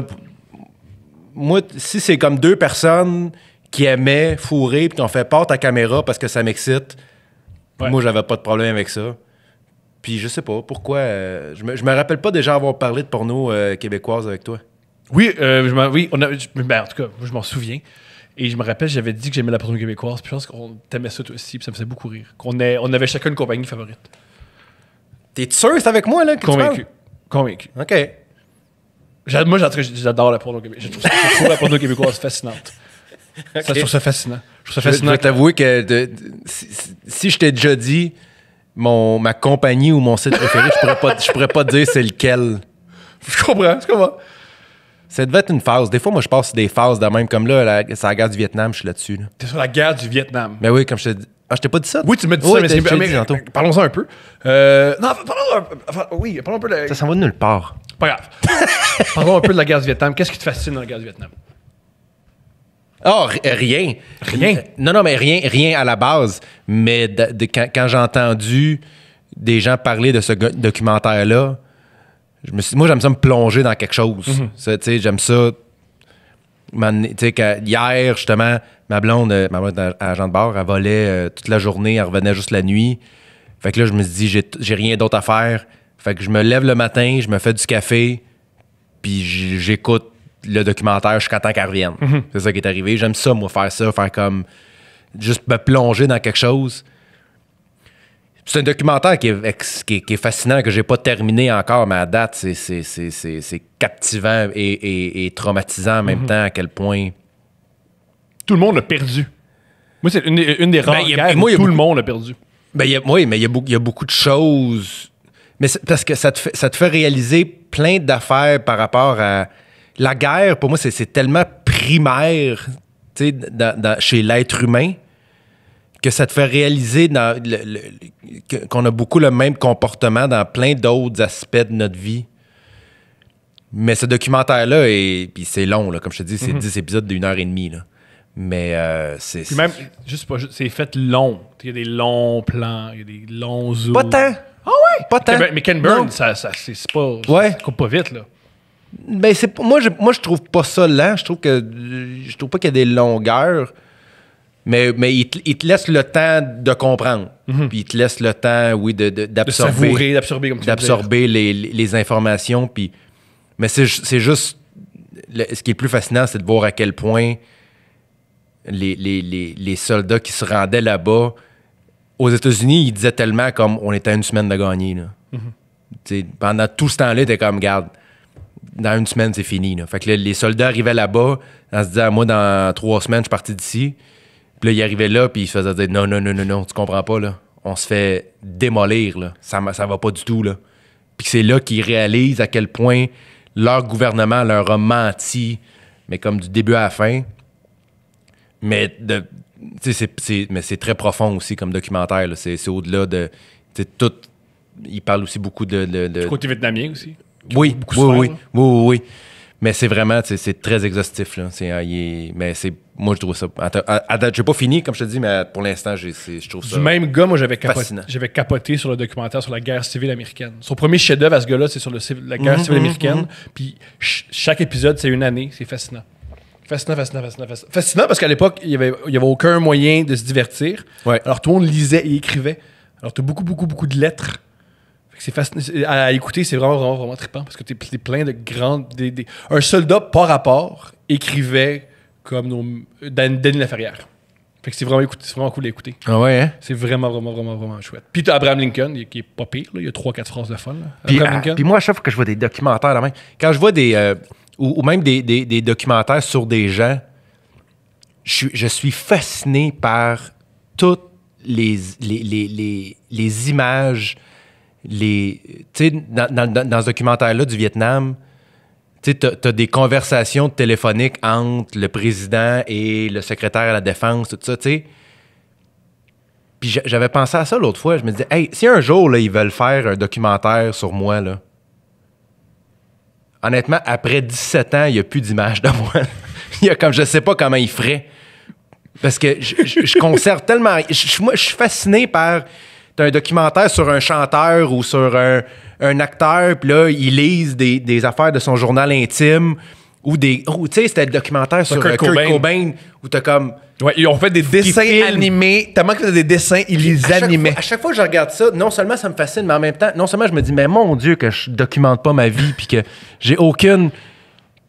D'où elle vient cette passion-là tu documentes même pas ton humour. Je veux dire, tu t'écris même pas dans ta tête. Ouais. Oui, mais ça me fascine. Ça serait fou c'est ça, dans 40 ans, quelqu'un va faire comme hey, on va faire un documentaire sur moi, sur Simon. Fait qu'est-ce qu'on a? Ben, on a son bulletin. on a son bulletin de 6e année. On a sa photo de finissant. Puis on a une photo de lui dans Pitoune, en train de crier. C'est tout ce qu'on a sur lui. Mais il l'a pas payé. Non. On a c'est la vraie version. Ouais, et c'est ça. Ouais. C'est ça. Fait qu'on a ça. On peut jouer avec ça. Mais c'est fou comment c'est ça. Mais t'es pas narcissique. Je veux dire, quand t'es narcissique, je pense pas que c'est un côté de personnalité, non. C'est ça. Les gens, c'est important. Ça va. Moi, j'ai déjà rencontré des gens au secondaire qui réfléchissaient à si jamais on fait un film sur ma vie, je veux que tout soit documenté. Et aujourd'hui, ils sont secrétaires. Et je pense pas qu'il y a des équipes qui non, mais tu sais, même chez eux pour faire les réseaux sociaux et tout ça, tu sais. Ou t'es pas méga actif là-dessus. Je suis zéro actif, mais comme je te dis, c'est tellement pas. Je passe plus. J'aimerais ça. Il y a bien des choses dans la vie que j'aimerais aimer. Ouais, tu me suis? Oui. Puis ça en est un. J'aimerais ça, parce que des fois, je pense à des affaires que je me dis, ça serait drôle d'écrire ça sur Facebook, mais c'est tellement contre nature pour moi que j'y arrive jamais, ou que même... Mais je suis fasciné, moi, par ça, les gens qui ont le goût de partager ça, puis qui ont ce besoin-là de partager. Puis d'où ça vient, moi, ça me fascine. Parce que c'est tellement pas en dedans de moi, mais comme 0. C'est même pas une question d'intimité ou de non, parce que tu peux mentir. Secret ou quoi tu peux mentir, mais c'est pas ta vraie personnalité. Non, c'est ça, mais c'est même pas, tu sais, Véronique Cloutier n'est pas comme ça dans la vie, c'est une représentation de spectacle. Mais tu sais, c'est même pas une question de juger ça ou quoi que ce soit, c'est que ça fait tellement pas partie de ma vie. J'ai tellement toujours été le gars. Tu sais, moi, s'il y a plus que 6 personnes, là, je dis pas un mot. Ah, ouais. Garanti. Mais puis même, je dis 6, c'est beaucoup. Je te dirais après, si on est 6 incluant moi, ça se peut très bien que je dise pas un mot. Ça se peut très, très bien. Parce que je suis tellement le genre à comme, moi, j'aime ça, faire mes affaires, puis observer les gens, puis les écouter parler, puis écouter, puis j'ai tellement pas ce besoin-là, moi, d'être le gars qu'on observe. C'est ça. Puis je pense que ça se traduit aussi beaucoup, c'est ça, sur les réseaux sociaux, comment... Puis comme je te dis, c'est pas parce que je suis contre ça nécessairement. Je trouve que c'est une magnifique... Moi, je joue pas au volleyball, je suis pas contre le volleyball. Ben non, c'est ça, exact. Fait que c'est ça. C'est pas... non, je pense pas que c'est un côté de ma personnalité. Est-ce que des fois, on te pousse à faire... Hey, là, Simon, là, il faut que tu fasses une petite vidéo, puis... Avant, oui. Avant, oui. Puis maintenant. Je suis conscient de qu'il faut faire de la promo pour les billets, pour que les gens se déplacent pour venir me voir. Pour qu'ils savent que tu existes. C'est ça. Mais de temps en temps. De temps en temps, mais je le prends toujours comme un défi. J'aime ça quand, mettons, ma gérante va me dire comme, hey, ça fait longtemps que tu n'as pas mis quelque chose. Fais juste faire un petit quelque chose pour rappeler que tu es là, tout ça. Je vais toujours le prendre comme un défi de, OK, je veux faire quelque chose le plus simple possible, mais le plus original possible.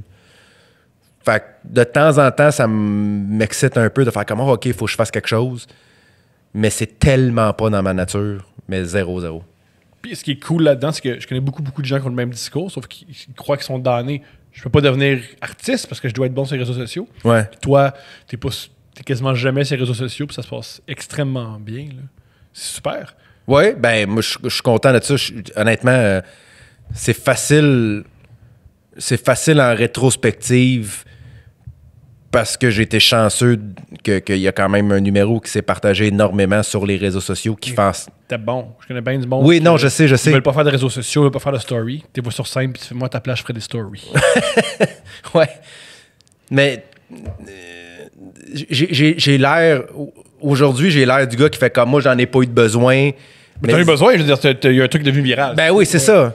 En même temps, ça a tellement pas fait partie de ma personnalité, puis ça fait tellement pas partie de ma personnalité que je me suis dit, garde, je vais me concentrer sur ce que je fais de bien dans la vie, puis ça va prendre le temps que ça va prendre. Puis aujourd'hui, j'ai l'impression d'avoir pris la bonne décision, mais c'est comme je te dis, c'est pas...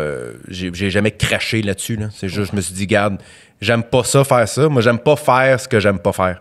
J'ai de la... Je suis incapable. T'es comme un âne. Si un âne veut pas aller à droite, il ira pas à droite jamais. Par contre, il peut tenir, il peut tirer un tank. Je vais le faire, mais je vais te faire savoir que ça fait pas mon affaire. Je vais te le faire. Je vais trouver un moyen subtil pour que tu réalises qu'en ce moment, je te fais une faveur d'y aller contre ma nature. Je peux pas juste faire quelque chose, puis après ça... marmonner à moi-même.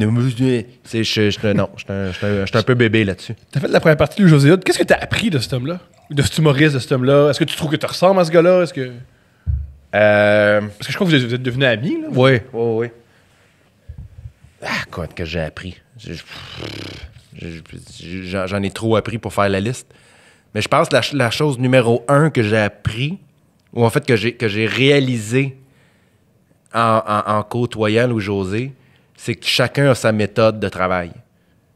Puis tu trouves la tienne, puis c'est juste ça qui est important.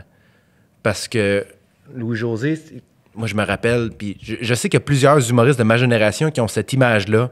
Je me rappelle pas c'est dans quelle émission, mais il y avait une émission à un moment donné où il suivait Louis-José en coulisses ou de tournée. Puis à un moment donné, il y a un moment dans l'émission où il monte des cahiers Canada, mais comme bourré de jokes, là, mais comme de la première ligne à la dernière. C'est un interligne. Il n'y a pas d'interligne. Puis il doit avoir, honnêtement, 19 cahiers Canada, plein de one-liners. Là. J'ai cette image-là. Je me rappelle pas c'est dans quelle émission. Puis quand tu commences en humour, en tout cas, dans ma génération à moi, il y a beaucoup de monde, il y a beaucoup d'humoristes qui s'inspiraient de ça, en se disant, si tu veux être humoriste dans la vie, il faut que tu écrives toute la journée, de 9 à 5. Puis je me rappelle pas si... C'était beaucoup ça, là. C'était comme, fallait... Si tu n'avais pas de discipline de travail, tu seras jamais humoriste. Puis moi, écrire, m'asseoir devant un ordinateur et écrire des jokes ou me dire, OK, maintenant, je pense à des blagues, j'ai toujours détesté ça. Je suis pas capable, c'est pas dans ma nature. Puis ce que tu écris, c'est nul. Ça vaut pas la peine de... Ben, c'est ça. Fait que j'étais vraiment nerveux par rapport à ma carrière, de dire, si je suis pas capable de faire ça, est-ce que j'ai vraiment ce qu'il faut pour réussir? Puis à travers ça, quand j'ai réalisé que lui, c'est sa technique à lui. C'est pas la technique. C'est sa technique à lui. Il y en a d'autres qui ont une technique complètement différente. Fait que maintenant, aujourd'hui, quand il y a des jeunes humoristes qui viennent me voir puis qui disent, mettons, comment tu travailles, tout ça, je fais comme, gars, je vais te dire comment moi je travaille. Puis tu peux t'en inspirer puis l'essayer, mais en bout de ligne, il faut que tu trouves ta façon à toi. Mais au-delà, je pense que c'est la chose que qui a le plus eu d'impact dans ma carrière pendant que j'ai fait Louis-José, c'est de réaliser que ma méthode n'est pas moins efficace que la sienne. Elle est complètement différente. Mais... C'est que des résultats différents. Ben, c'est ça. Mais il y a aussi il y a une chose qu'il m'a dit un jour, quand j'ai commencé à faire sa première partie, puis que tu commences en humour, tu sais pas trop où tu t'en vas, tu sais pas trop qu'est-ce que tu veux faire. Tu as des plans. Pour moi, un jour, je veux faire ça. Tu te dis toujours un jour, je veux un jour. Puis à un moment donné, je me rappelle, on était à Québec, puis on était allés dîner ensemble. Puis là, je parlais de ça. Comment toi, t'as planifié ta carrière, tu sais? Comment t'as... Parce qu'il avait déjà accompli énormément pour un gars qui a 47 ans. C'est ça. Puis il dit, moi, je me suis toujours donné des petits défis. De faire comme, dans 6 mois, je veux faire ça. Puis quand ça sera fait, genre, tu trouverais le prochain défi. Puis j'ai fait, c'est pas fou. Fait que à ce moment-là, je me suis dit, moi, je veux gagner Révélation de l'année au Festival Je pourrais cet été. J'ai tout donné ce qu'il fallait, je l'ai réussi. Yeah. Puis après ça, je me dis, OK, c'est quoi l'année d'après? Je veux faire ça. Fait que je me concentrais toujours sur dans 6 mois, dans 8 mois, dans 1 an maximum, au lieu de dire un jour, je veux avoir un one-man show, de me dire, regarde, concentre-toi à des 6 mois, puis à un moment donné, tu vas réaliser que ça fait 3 ans que tu travailles vraiment fort parce que tout ça s'est accumulé. Fait que ça, je pense que ça m'a vraiment, Puis vraiment, c'est vraiment clair, beaucoup c'est aidé. très abstrait avoir un one-man.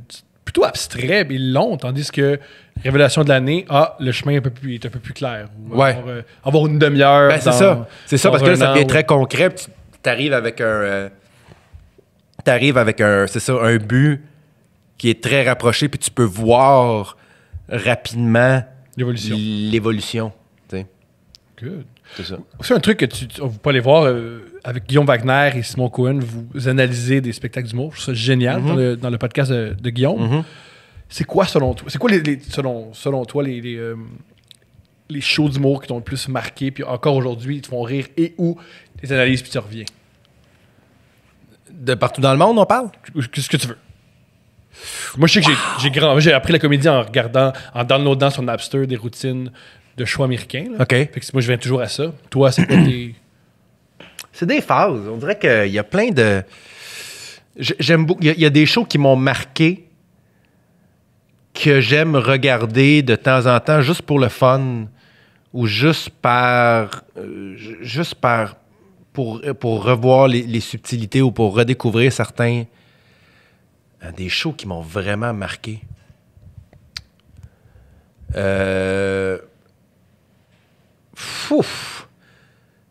Ça dépend. Il y a tellement... Moi, j'écoute tout ce qui se fait, autant visuel qu'album. J'écoute... Je te dirais que je pense que je suis pas mal au courant de tout ce qui se fait. Ouais, puis vraiment, t'es vraiment, en guillemets, un scout de l'humour. Là. Ouais. Sébastien, comment il s'appelle? Maniscalco. Tu l'as connu il y a super longtemps. Il va faire le Centre Bell dans quelques jours. Là. Ouais, c'est ça. Lui, tu savais quand il faisait des petites gigs par rapport au studio. Mais lui, la première fois que je l'ai vu, c'était à Juste pour rire, en 2000X, il y a longtemps. J'étais dans la tente VIP. Je pense, même moi, j'avais pas fait de gala encore à ce moment-là, mais je pense que j'avais écrit sur un gala. Fait que j'étais comme dans le coin où... je me rappelle, tu sais, c'est flou, là. Mais je me rappelle que j'étais dans la tente VIP, puis je parlais à des gens, puis à un moment donné, mon oreille a été attirée vers les écrans qui montraient le gala, puis à ce moment-là, c'était un des galas anglophones. Je me rappelle plus de qui, là. Mais c'était Sébastien Maniscalco, puis je me rappelle l'avoir regardé puis faire comme... Ah, OK, il y a quelque chose. Il y a quelque chose. Puis tu vois, son premier show, je l'ai réécouté il n'y a pas si longtemps. Martin Scorsese a eu la même réaction identique que toi. Ouais, c'est ça. Scorsese a vu en show, puis il a fait, il veut le mettre dans mon film. Ouais. Fait que toi, Martin Scorsese avait fait des mêmes goûts. C'est quand même cool. Même affaire. C'est quand même cool. Mais il m'a appelé avant de... Je voulais s'assurer. Mais je sais pas, on en parlait tantôt off mic. Ce que j'aime énormément, c'est le potentiel humoristique. Tu sais, ça m'est arrivé souvent quand je vais... Là, maintenant, j'ai plus vraiment la chance d'aller dans des soirées, beaucoup, d'humour, puis de voir des jeunes ou de découvrir des jeunes que je connais pas. Mais moi, ce que j'aimais le plus, là, c'est être assis en arrière, là. Puis écoute, tu pouvais faire un numéro de 12 minutes, mauvais. Mais si t'avais un gag, juste un, là, que je fais « Oh, ça, c'est bon ». Là, tu viens de capter mon attention pour les 2 prochaines années. Pour les 2 prochaines années, je vais m'informer sur qu'est-ce que tu fais, qu'est-ce que tu es rendu. Parce que je respecte... Il n'y a rien que j'aime plus au monde qu'une bonne idée. Sur une scène, là, il n'y a rien qui me fait plus triper que ça quand j'entends quelque chose que je fais « Oh boy, ça, c'est vraiment bon ». C'est même pas une jalousie de j'aurais aimé ça y penser ou quoi que ce soit. Quand t'aimes l'humour, t'aimes qu'il y ait de la bonne humour. Pour moi, c'est comme un top corner, tu comprends? Je suis comme, que c'est beau, ça. Ça, là, c'est tellement excitant. C'est pur. C'est pur. Donc, il y a beaucoup de shows comme ça. Les shows qui m'ont le plus marqué, c'est les shows où je m'attendais à rien, puis que j'ai fait « Holy shit! » Écoute... T'as aimé Marc Maron cet été? J'ai adoré ça. Mais moi, Marc Maron, c'est mon humoriste préféré. Que je connais depuis très longtemps, que même ses premiers albums, avant même qu'il fasse son podcast, parce que son podcast qui est un des plus gros podcasts au monde. Là. Moi, à mon avis, je pense que c'est le premier podcast d'humour qui a explosé. Moi, si j'ai un podcast, c'est grâce à Marc Maron. Oui, Mike Ward. Oui. Mais le premier qui a fait, Ouais. on peut recevoir des gens, leur parler. Oui. Non, c'est pas fascinant. nécessairement Mais lui, quelque ça a changé sa carrière, complètement. Là. T'es un loser. Il Exact. est endetté, puis aujourd'hui, il fait le tour du monde. Mais t'écoutes, c'est ça. Mais t'écoutes ses anciens albums, les premiers albums de Marc Maron, c'est il y a un génie comique dedans, mais tu vois que c'est un gars qui est tourmenté. Qui en parle. Moi, j'ai toujours pensé, je sais pas s'ils sont vraiment tourmentés ou... Pour parler de sa tourmente, il faut être très, très, très sain. Ouais. Il y avait une fois le Woody Allen. Non, mais c'est un génie. Pour Voilà. moi, Marc Maron, c'est un génie. C'est un génie de la communication, c'est un génie du rythme. C'est quelqu'un qui... Des émotions. Oui. Il se comprend. Mais tu vois, moi, il y a un album de Marc Maron qui s'appelle This Has to Be Funny, qui est... Moi, je pense... Moi, c'est celui qui a le plus résonné avec moi. En passant qu'il est disponible sur YouTube si vous êtes intéressé. Il est sur YouTube au complet. Là, OK, bon. Mais t'as l'image de l'album puis lui qui parle. OK, c'est ça. Ben, moi, j'ai tout. Mais tu sais, exemple, moi, j'ai vu un des shows auxquels je pense là, qui m'a le plus. Il y a un soir, il y a longtemps, j'ai regardé le premier show de Kevin Hart, qui s'appelle I'm a Little Grown Man Now. Qui marche. C'est Qui un bon est show, ça. extraordinaire. Qui avait des jokes, là, puis qui essaie pas d'être un pasteur qui explique des bonnes valeurs. Là. Tellement bon, là. Puis je me rappelle, j'étais... Celui qui finit par l'anecdote où il y a un ami super musulman qui se fait emporter dans le courant dans un... ça, c'est au deuxième, bref. Attends une minute, là, tu m'as là. Est-ce qu'il est souvent assis sur son tabouret? Non, il est debout tout le long. On parle pas du même. OK, parfait.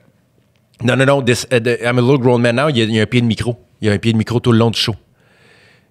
Puis, mais c'est tellement drôle. Puis je me rappelle, moi, j'avais aucune idée c'était qui ce gars-là, là, mais aucune espèce d'idée.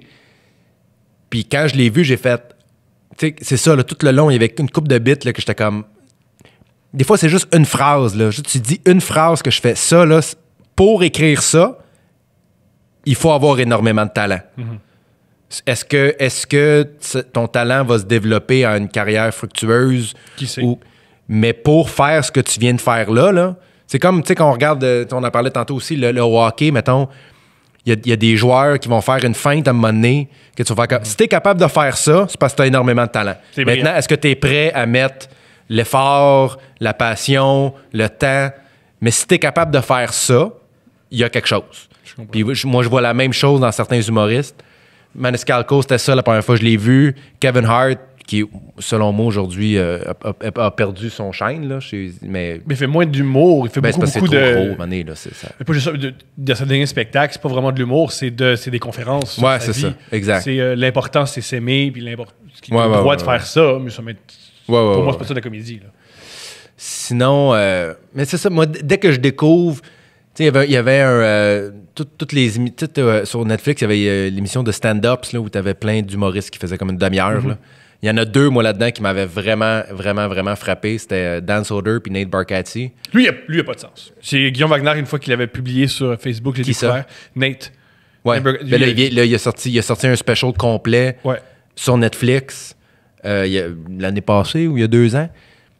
Mais ces albums qui sont disponibles avant sont extraordinaires aussi. Là.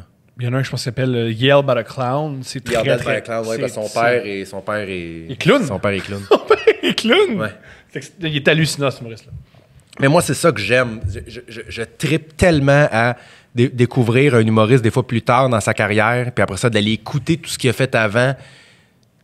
C'est tellement ma passion pour moi, puis c'est tellement... Il y a un que j'ai écouté récemment qui s'appelle For Pete's Sake, qui est un humoriste qui s'appelle Pete Correale, qui a un podcast avec Sébastien Maniscalco, justement. Cool. Une fois par semaine. Là, il vient de sortir un show. Je pense qu'il l'a fait sur All Things Comedy avec Bill Burr. Cool. Je pense. Je sais que Bill Burr, c'est un producteur aujourd'hui. Il fait beaucoup de specials. Oui. Mais c'est ça, il a sorti un album. Il est sur YouTube, d'ailleurs, je pense, le show de Pete Correale. Moi, je trouve ça extraordinaire. Je trouve ça vraiment, vraiment, vraiment tous les shows que Bill... C'est cool. Tous les shows que Bill Burr produit sont géniaux. Ouais, vraiment un bon œil. Ouais. Mais pour revenir à ta question initiale, il y en a trop... Mais t'as-tu des humoristes fétiches, mis à part Marc Maron?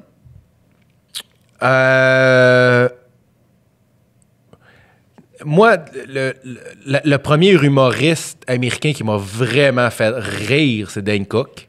Ah! Ouais. OK. Moi, j'ai beaucoup de respect pour Dane Cook. Je sais que c'est un humoriste qui est très controversé, puis il n'y a rien que j'aille plus au monde que le plagiat, là. Mm-hmm.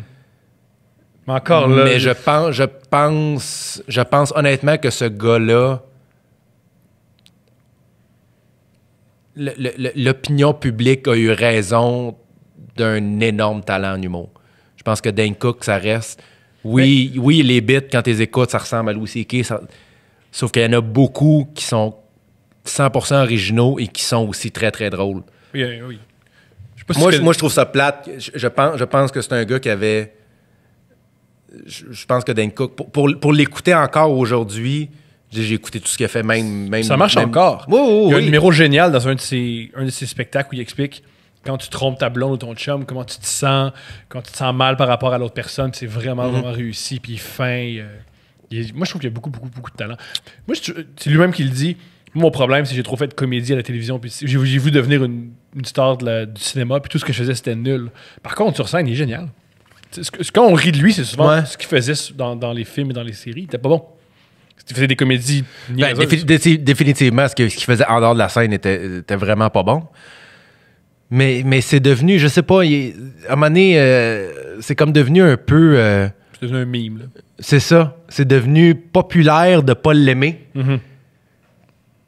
Puis moi, je comprenais... J'ai jamais compris ça.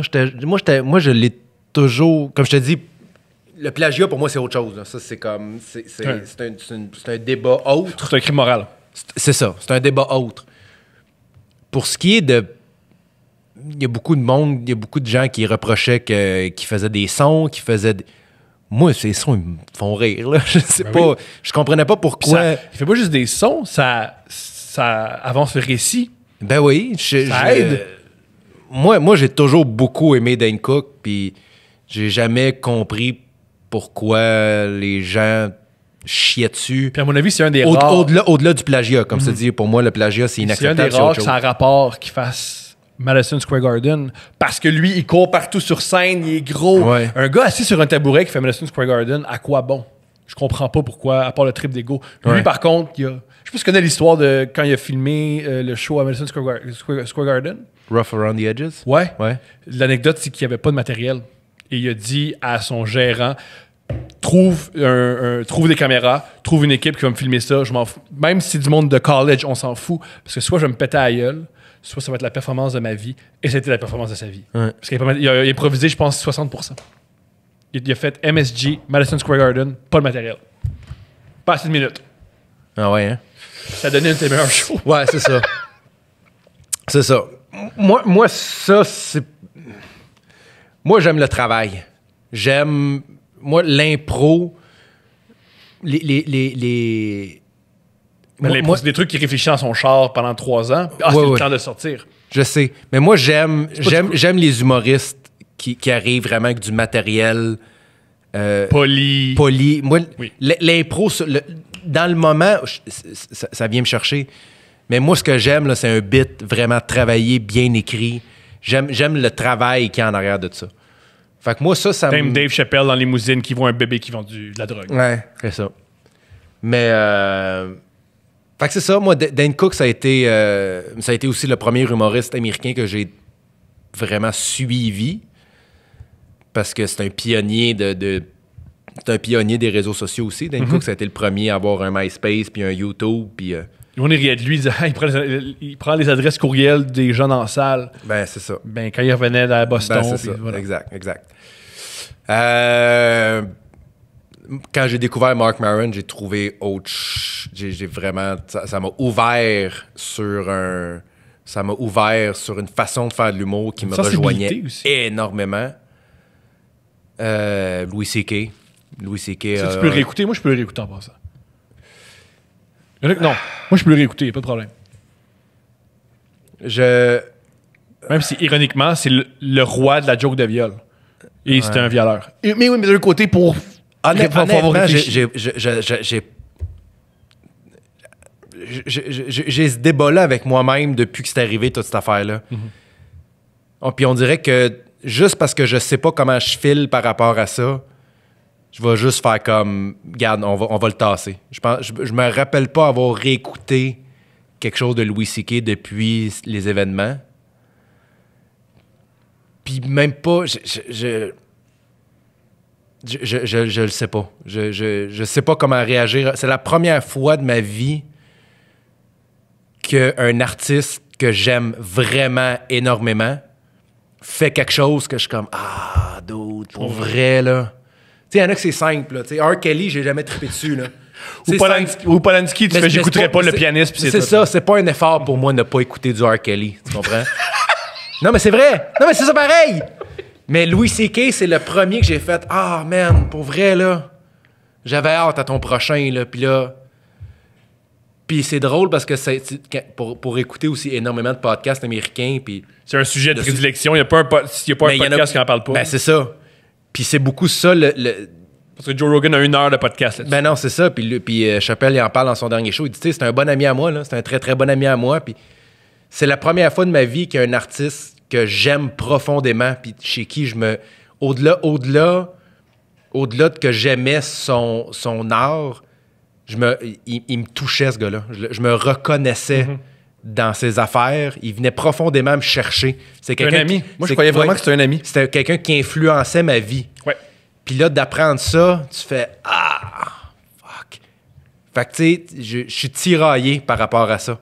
Je suis complètement tiraillé. Une bonne chance d'analyser de l'humour quand tu as cette réflexion dans ta tête. Là. Mais reste qu'avant de savoir tout ça par rapport à lui, avant que tout ça sorte, son humour m'a énormément influencé.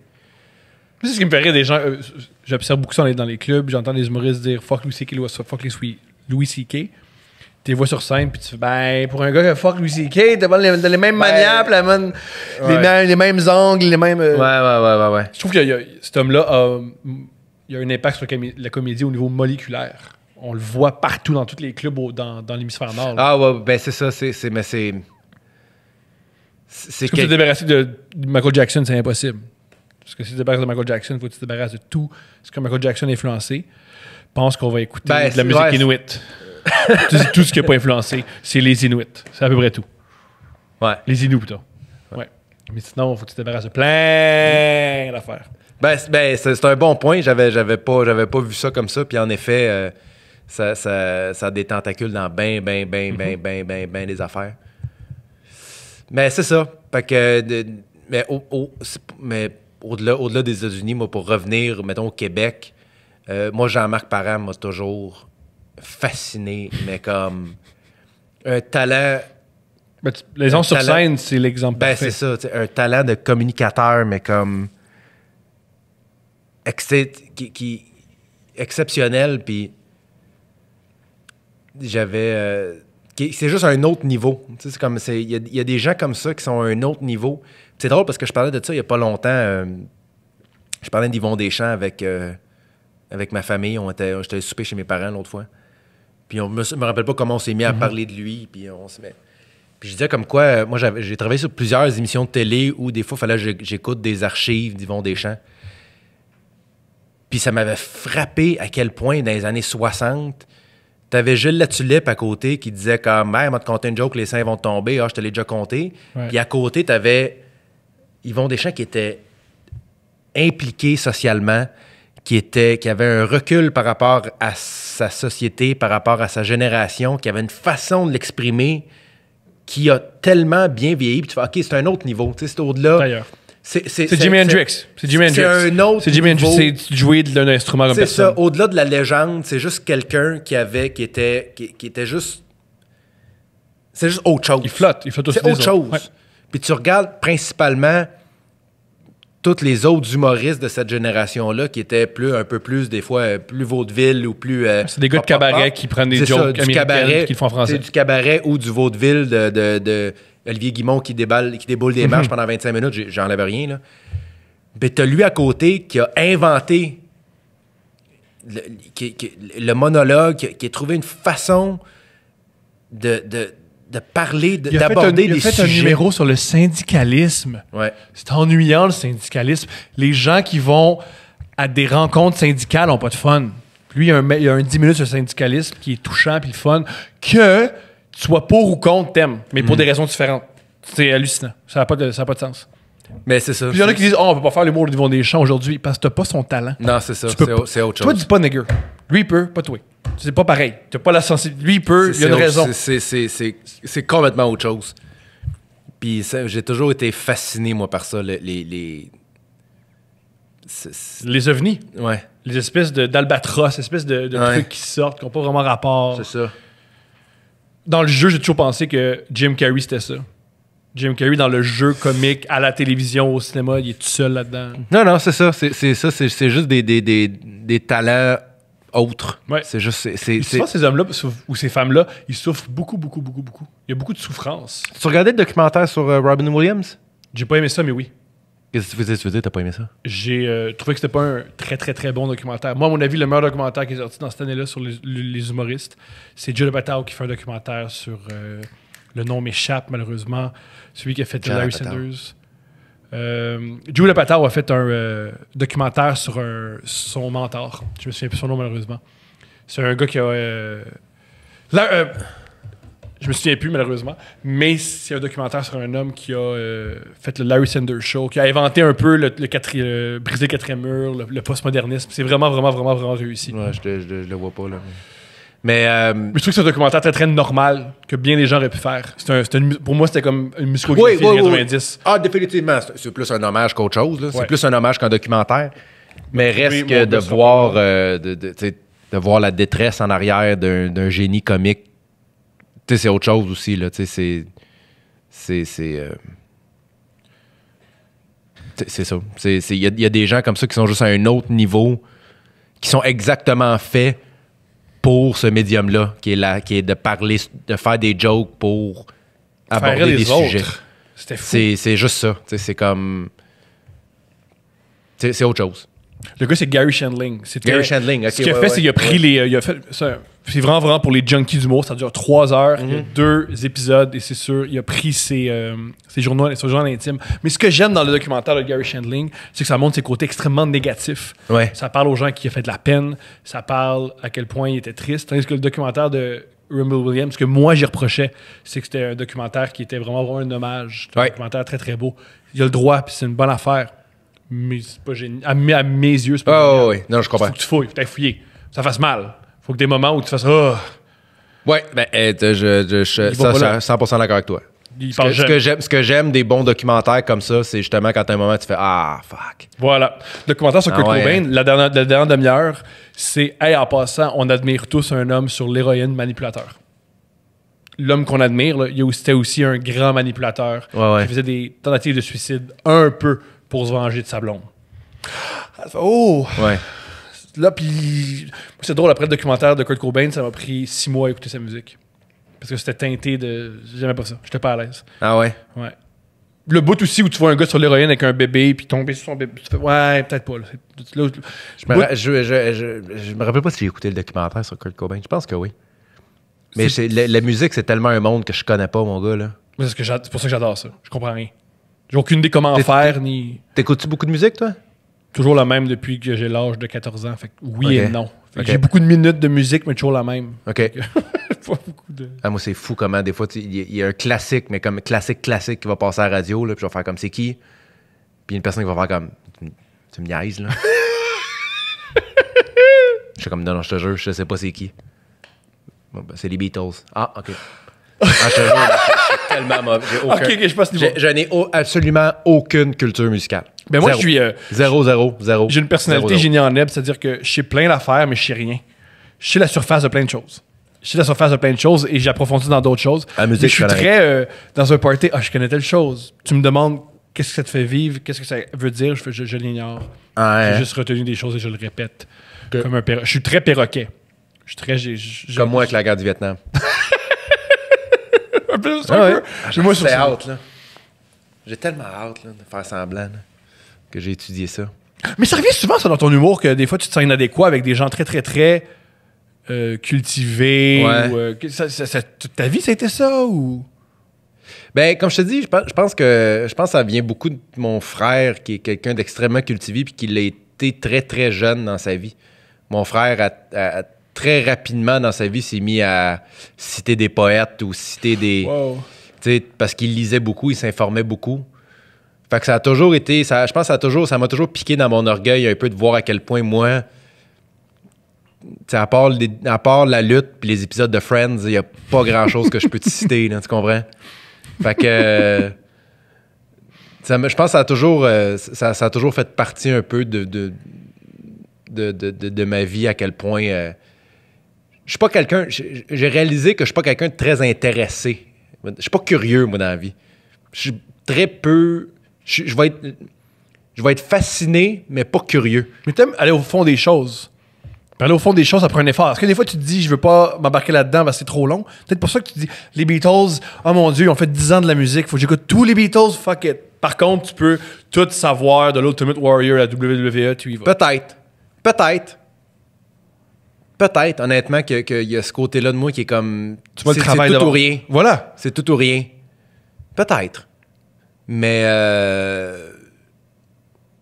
comme je te dis, j'ai pas... Ça a toujours fait... Puis à un point où j'en parle, je finis par en parler tellement souvent sur scène que des fois, à un moment donné, je fais « OK, je n'ai déjà parlé, il faut que j'arrête d'en parler. » Parce que c'est vraiment quelque chose qui me touche. La culture générale, j'en ai moi tellement pas... J'en ai énormément dans certaines affaires. Tu me parles d'humour, tu me nommeras jamais un humoriste que je connais pas. Ça arrivera pas, tu sais.